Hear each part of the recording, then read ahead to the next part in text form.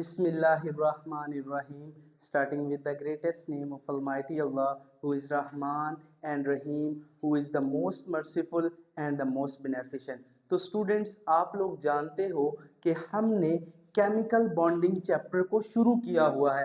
तो chemical bonding के अंदर फर्स्ट ऑफ ऑल हमने डिस्कस किया कि एटम्स बॉन्ड बनाते क्यों हैं, एटम्स बॉन्ड बनाते क्यों हैं और नोबल गैसेस नॉन रिएक्टिव क्यों होती हैं। ये हमने लास्ट लेक्चर में डिस्कस किया और इसके अलावा हमने डिस्कस किया था ऑक्टेट रूल क्या होता है, डुप्लेट रूल क्या होता है।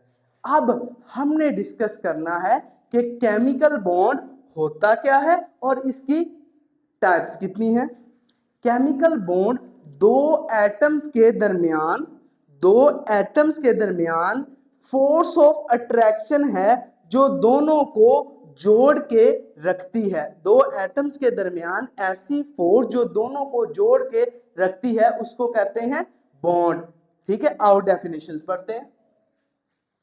A chemical bond is a force of attraction between atoms यानी कि एटम्स जमा है, यानी कि दो या दो से ज्यादा एटम्स के दरमियान ऐसी force of attraction which holds them together, जो इनको जोड़ के रखती है in the form of molecule और ए कंपाउंड।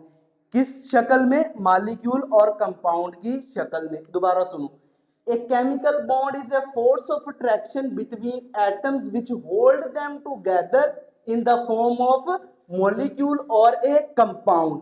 जब भी आप लोगों ने बच्चे कोई भी लॉन्ग लिखना है पेपर में, ionic bond most important, covalent bond most important और coordinate covalent bond most important, ये तीन लॉन्ग है इस चैप्टर में।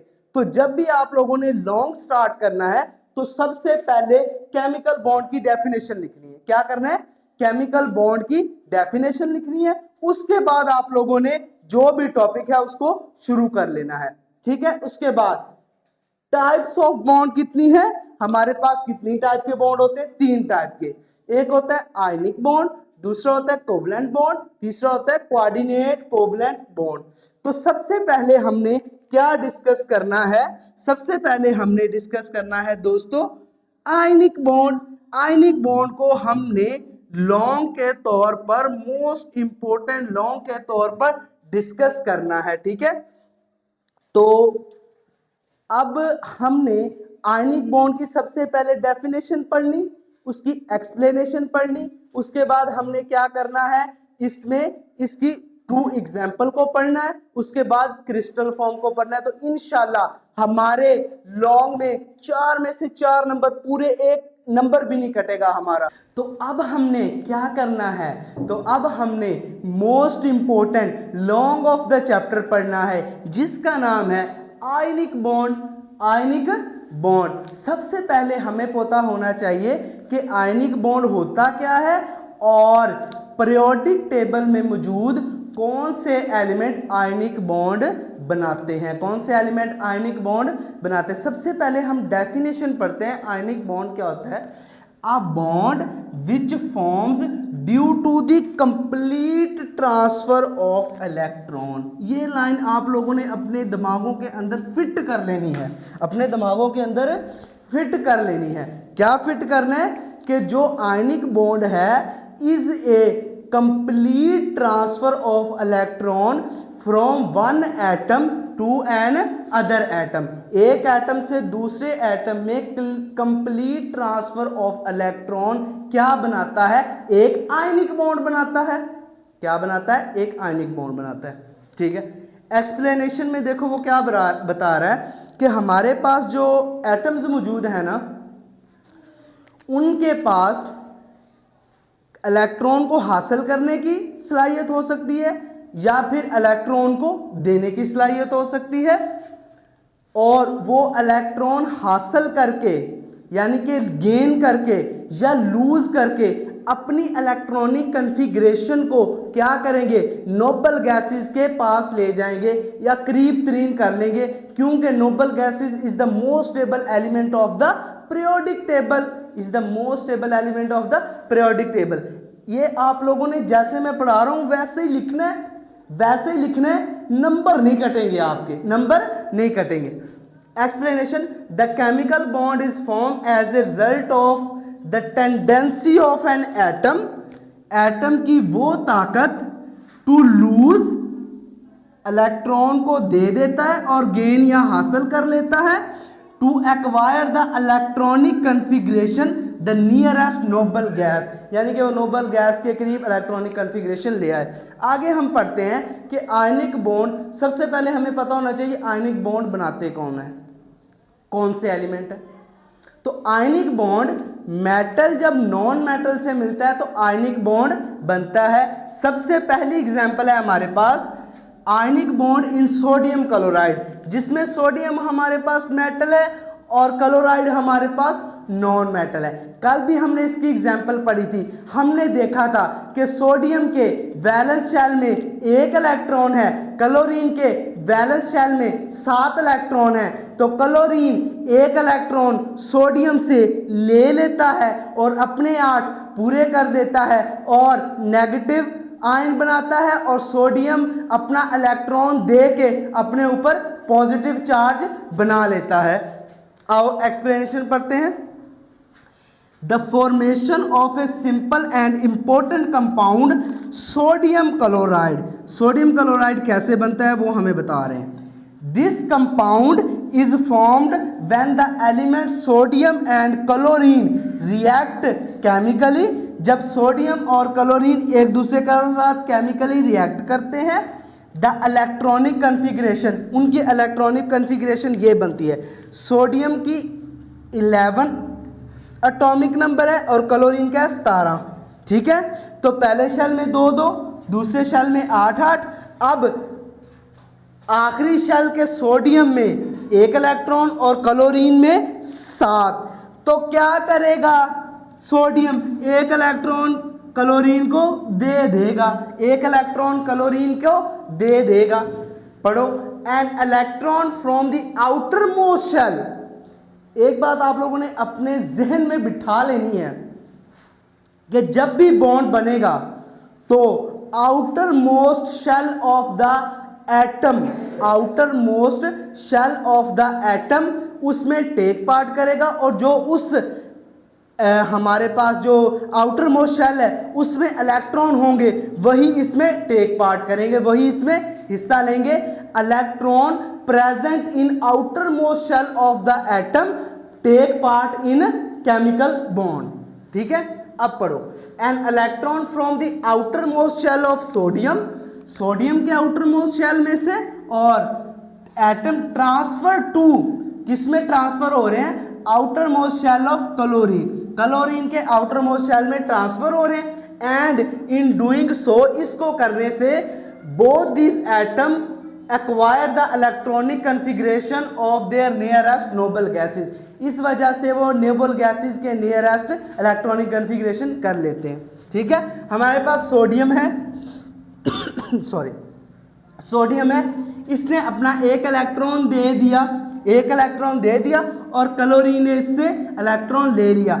अब जो बंदा या जो एटम हमारे पास इलेक्ट्रॉन देगा उस पर पॉजिटिव चार्ज, और जो लेगा उस पर नेगेटिव चार्ज। जैसे हम एक दूसरे को पैसे उधार देते हैं, मैंने दे दिए तो मुझ पर पॉजिटिव है ना, क्योंकि मैंने उससे लेने हैं बाद में, तो मुझ पर पॉजिटिव चार्ज, जिसने लिए हैं उसने उधार लिया है तो उस पर नेगेटिव चार्ज। इसी तरह सोडियम ने एटम से क्या हुआ, इलेक्ट्रॉन दे दिया तो उस पर पॉजिटिव चार्ज, क्लोरीन ने ले लिया तो उस पर नेगेटिव चार्ज, उस पर नेगेटिव चार्ज।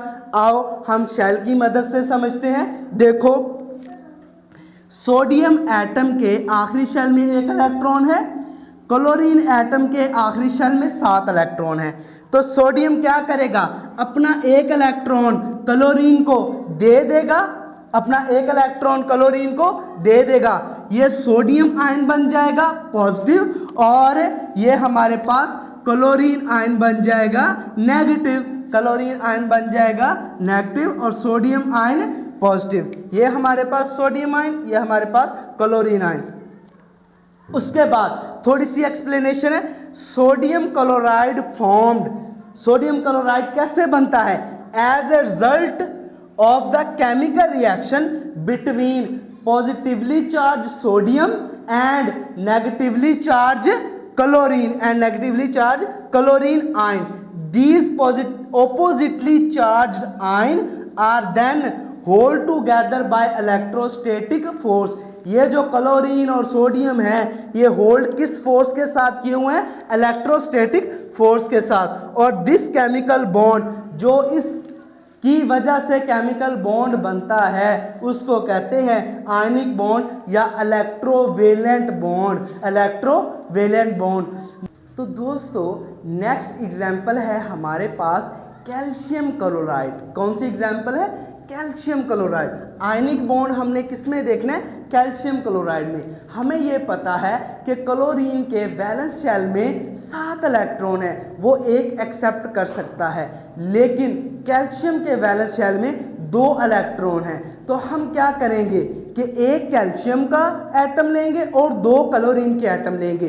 तो जो 2 क्लोरीन के एटम हैं, एक क्लोरीन का एटम एक इलेक्ट्रॉन को एक्सेप्ट कर लेगा कैल्शियम से, और दूसरा क्लोरीन का एटम दूसरे इलेक्ट्रॉन को कैल्शियम से एक्सेप्ट कर लेगा। आओ देखते हैं कैसे। कैल्शियम लूज 2 इलेक्ट्रॉन्स, वो क्या करेगा? Lose 2 electron from the calcium ion, वो लूज 2 इलेक्ट्रॉन कर देगा। The electrons are accepted by 2 chlorine atom, वो 2 क्लोरीन एटम उसको एक्सेप्ट कर लेंगे एंड क्लोरीन आयन फॉर्म, और क्लोरीन आयन बन जाएगा। और क्लोरीन पर कौन सा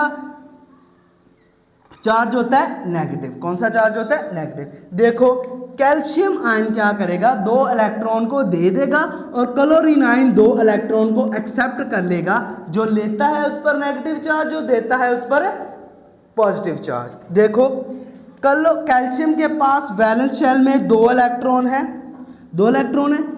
एक ये ले लेगा कैल्शियम और क्लोरीन के वैलेंस शेल में कितने? 7। तो एक ये ले लेगा और एक क्लोरीन एटम ये ले लेगा। एक क्लोरीन एटम इस इलेक्ट्रॉन को एक्सेप्ट कर लेगा, तो ये खाली हो जाएगा। इस पर 2 पॉजिटिव चार्ज आ जाएगा, और जो एक्सेप्ट करेगा इलेक्ट्रॉन को उस पर नेगेटिव चार्ज, यानी कि क्लोरीन पर नेगेटिव चार्ज। ये हमारे पास कैल्शियम आयन बन गया, ये हमारे पास क्लोरीन आयन बन गया। तो दोस्तों उम्मीद है आज के लेक्चर की आपको समझ आ गई। एक लास्ट बात सुन लो, एग्जाम्पल ऑफ आयनिक बॉन्ड और आयनिक कंपाउंड। आयनिक कंपाउंड कौन कौन से हैं हमारे पास? हमने कहा था मेटल और नॉन मेटल को मिलने से आयनिक बॉन्ड बनता है। पोटाशियम क्लोराइड, उसके बाद है NaF, KBr और CaF2। मुझे उम्मीद है दोस्तों आज के लेक्चर की आप लोगों को समझ आ गई होगी। और आपने पता है क्या करना है?